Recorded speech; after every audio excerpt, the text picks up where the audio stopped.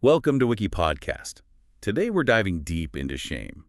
It's a really powerful, often silent emotion, isn't it? Something that profoundly shapes our lives. It really does, from our biggest decisions right down to, those private thoughts we have about ourselves. So our mission today for this deep dive is to try and unpack the complexities of shame. Exactly. We want to get under the skin of it, look at its roots, how it actually shows up, and maybe crucially, tell it apart from related feelings.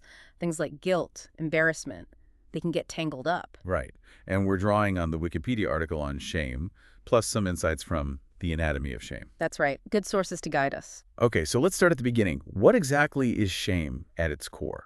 Well, basically, it's this really unpleasant, self-conscious emotion. It's often tied to negatively evaluating yourself, and it brings these feelings of pain, exposure, distrust, powerlessness, even worthlessness. It's heavy stuff. Definitely sounds heavier than just, say, feeling a bit down. Oh, absolutely. It's considered a discrete, basic emotion, but it's also a moral or social one. It can actually drive people to hide things they've done wrong or even deny them altogether.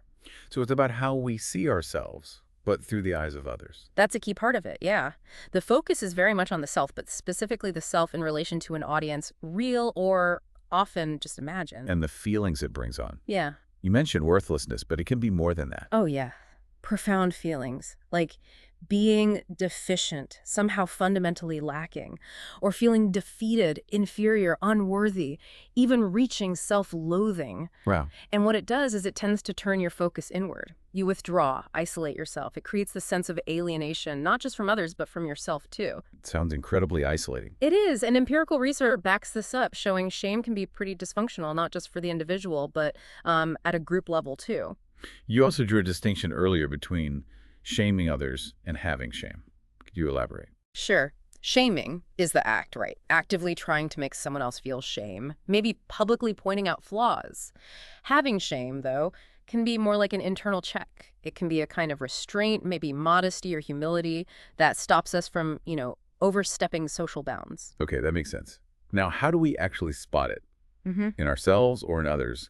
Are there physical signs? Charles Darwin actually wrote about this. He observed the physical expressions, things like blushing, confusion of mind, eyes cast down, a sort of slack posture, the head lowered. And he found these everywhere. Pretty much worldwide, yeah. He noted how consistent these expressions were. Even the blush itself, that physical heat, can intensify the feeling. And of course, tears often go along with it. So it's almost like a universal body language for this feeling. It seems that way. Internally, the focus is on the self, on your identity. It's like this self-punishing awareness that something's gone wrong. People often talk about wanting to mentally undo something when they feel shame. There's this feeling of being exposed. Exposed, right? Yeah, like you're under a spotlight and this real or imagined audience is just confirming that you're worthless or flawed. That sounds incredibly raw. It is. And it can become ingrained. Shame can be sort of put upon you by your environment or by others, even if you don't fully grasp why. Like growing up with constant criticism. Exactly. That can lead to internalizing it. And then there's this concept of core shame or toxic shame. Toxic shame. That sounds serious. It's a deeper, more pervasive sense of being fundamentally bad or inadequate, and it's often linked with denial. Trying not to feel it becomes a coping mechanism. And contempt is key here. Yes, contempt directed inward. That's a core emotion in shame. It fuels those beliefs. I am bad, I am inadequate. People then develop negative coping responses, trying to fight off those feelings of being shameworthy. And it's not just triggered by one thing. No, it can arise from experiencing the emotion itself, obviously, but also from situations involving embarrassment, dishonor, disgrace, inadequacy, humiliation, even just feeling chagrin, foolish. And this plays out across cultures. The dynamics of shame and devaluation seem pretty consistent, yeah, which suggests something universal about how we assign value to ourselves and others. So physical signs are one aspect. What about actual behaviors? Well, physiologically, you might get blushing, sweating, maybe dizziness or nausea. Some people feel paralyzed, numb, or like they've lost muscle tone. It can make thinking clearly really hard. And outwardly. You might see kids sort of slumping, hanging their heads. Adults might try to mask it, nervous laughter, avoiding eye contact, maybe freezing their face, tightening the jaw, sometimes even a look of contempt as a defense. That urge to hide you mentioned. That's central. Feeling strange, naked, transparent, exposed, and this powerful desire to just disappear, hide, vanish. Researchers even have a code for this. Yeah, the shame code. They use it to capture shame behaviors in real time, like during stressful speaking tasks. They look for things like body tension, facial tension, stillness, fidgeting, that kind of nervous positive affect like forced smiling, hiding behaviors, avoiding eye contact, how smooth or uncertain speech is, periods of silence. Interesting. So fidgeting or stillness could be signs. It seems so. Research linked shame tendencies more with fidgeting and less freezing, but yeah, both stillness and fidgeting can be social cues, signals of distress, maybe aimed at getting the other person to back off, to diminish further shaming. So different behaviors, same root feeling. Pretty much. Ultimately, shame involves these negative self-attributions. They're based on anticipated, imagined, or real negative evaluations from others. And that fuels that strong urge to hide, withdraw, escape because you feel you've transgressed some standard rule or goal. It leads to this profound feeling of separation. Okay, so let's try to untangle shame from other similar emotions. You mentioned guilt earlier. How are they different? That seems crucial. It is, and it can be tricky because they're all self-conscious emotions involving self-reflection, self-evaluation, but the focus differs.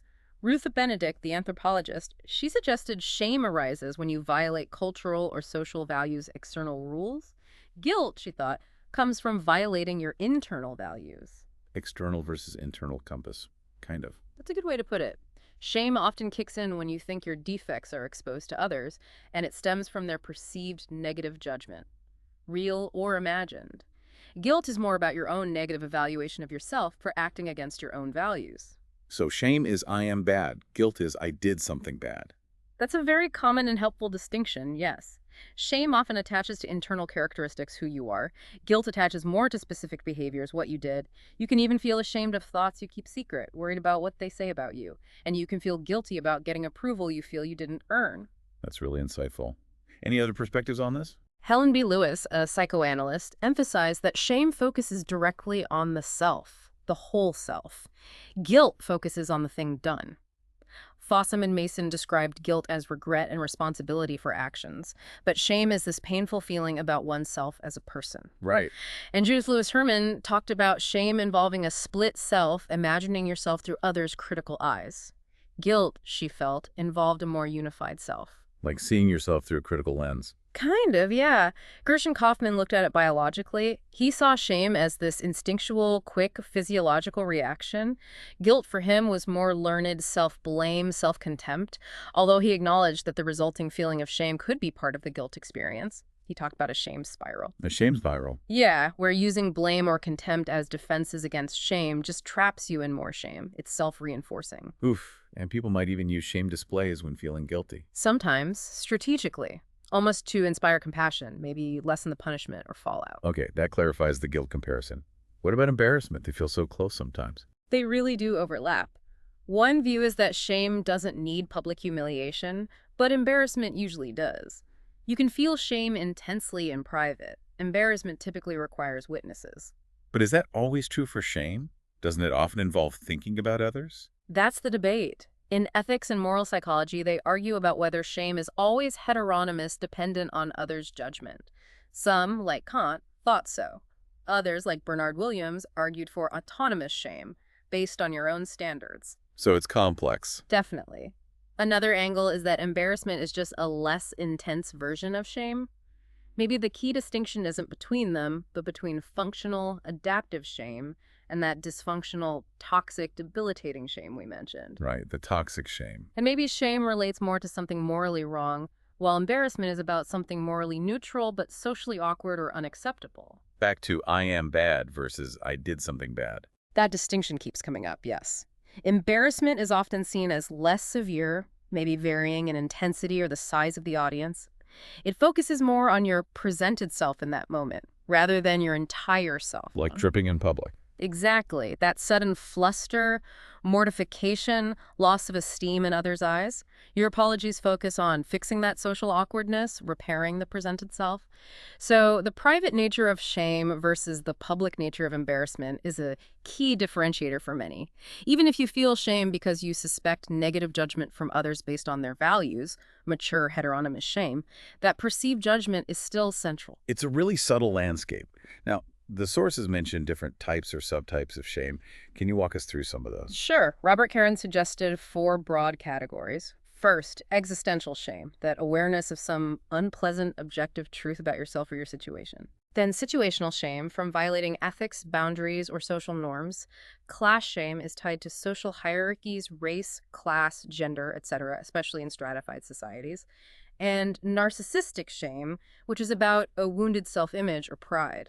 Like if someone who sees themselves as highly competent makes a huge public mistake. That gives a good framework. Were there other ways of slicing it? Yes, Joseph Burgo offered four shame paradigms. First, unrequited love, that painful yearning for connection that isn't returned. He even cited the still face experiment with infants showing shame when a caregiver becomes unresponsive. Wow, even in infants. Yeah. And he mentioned things like rejection or even how people tend to match attractiveness in dating and the shame of feeling someone is out of your league. What else? Second paradigm, unwanted exposure, private stuff revealed, public mistakes. Third, disappointed expectation hopes dashed, like failing a class, a friendship ending, not getting a promotion. And fourth, exclusion, being left out, ostracized. That taps into our fundamental need to belong. Those really hit home, connecting shame to relationships and belonging. And the list went on, didn't it? Lots of specific types. It really did. It shows how shame attaches to almost anything. Things like addiction shaming, age shaming, body shaming, like fat shaming, food shaming, slut shaming. There's secret shame, being ashamed of being ashamed, which James Gilligan linked to violence. Internalized shame, that deep sense of inadequacy from past experiences leading to shame, anxiety. So many. Yeah. Identity shaming, kink shaming online, and social media shaming, very relevant today. Tech shame at work, toxic shame, often from abuse, vicarious shame, feeling it for someone else, and victim shaming. It's quite a list. It shows its pervasiveness. Let's shift slightly. How does shame connect with mental illness? There are some significant links. With narcissism, for instance, it's suggested that the outward grandiosity can actually be a defense against deep underlying shame. Narcissistic personality disorder itself is often connected to unacknowledged shame. Glenn Gabbard described two subtypes. The grandiose, oblivious type, presenting this big self to hide a fragile, shamed inner core, and the easily hurt, hypervigilant type, always scanning for slights, seeing others as unjust abusers to fend off devaluation. So the outward bravado masks deep vulnerability. Often, yes. And with depression, the link is strong. Meta-analyses show shame is more strongly associated with depression than guilt is. Particularly external shame, that feeling of seeing yourself negatively through others' eyes, seems to have a very large correlation with depression. That really underscores the social component. How does shame play out more broadly in society? Well, Ruth Benedict's idea of shame cultures versus guilt cultures touched on this, which emotion is the primary regulator. Shame can also be used in relational aggression or as social control, even workplace aggression. And shaming itself shunning, ostracism has historically been used as punishment, aiming to prevent future transgressions. And stigma seems closely related here too. Absolutely. Irving Goffman's work on stigma is key. He described it as a deeply discrediting condition leading to exclusion. There's felt stigma, the internal shame and fear of discrimination, and enacted stigma, the actual discrimination. Can you give examples? Sure. Studies on adolescence and condom use found higher shame stigma around it was actually linked to more likelihood of future protection. It's complex, but for those born with HIV, higher stigma meant more shame proneness, avoidant coping, more depression and PTSD symptoms, and less help seeking. That's tragic. And with lung cancer, the stigma tied to smoking often leads to self-blame and shame, even for non-smokers. It really impacts relationships and coping. Stigma just adds another layer of suffering. What about shame campaigns?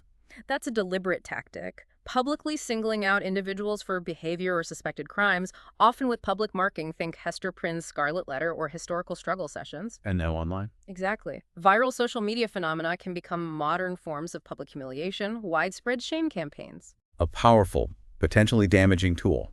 Okay, just briefly, how is shame studied?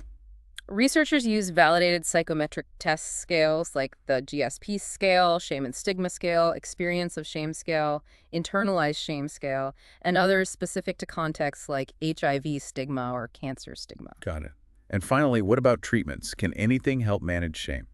Research on specific treatments is actually quite limited, surprisingly. There are proposed approaches using psychodynamic ideas or cognitive behavioral therapy, CBT, but not many in-depth studies on how well they work specifically for shame. So what has shown promise? Some reports suggest group-based CBT can be helpful. Also, compassion-focused therapy, CFT, which aims to foster self-compassion. Creating connectedness seems key, encouraging people to overcome shame-related challenges rather than withdraw. And empathy. Hugely important. Brené Brown talks about shame needing secrecy, silence, and judgment to grow. It can't survive empathy.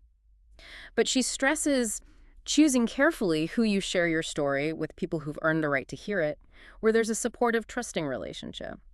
Empathy is the antidote, but it needs a safe container. That feels like a really important takeaway. Empathy as the antidote. Thank you. This has been incredibly illuminating, unpacking such a complex emotion. My pleasure. It's a vital conversation, even if it's uncomfortable sometimes. Thanks for listening. Write us in the comments your opinion on the episode and what other topics you would like us to talk about. Subscribe to the channel to help us reach more listeners. Thank you, and have an amazing day.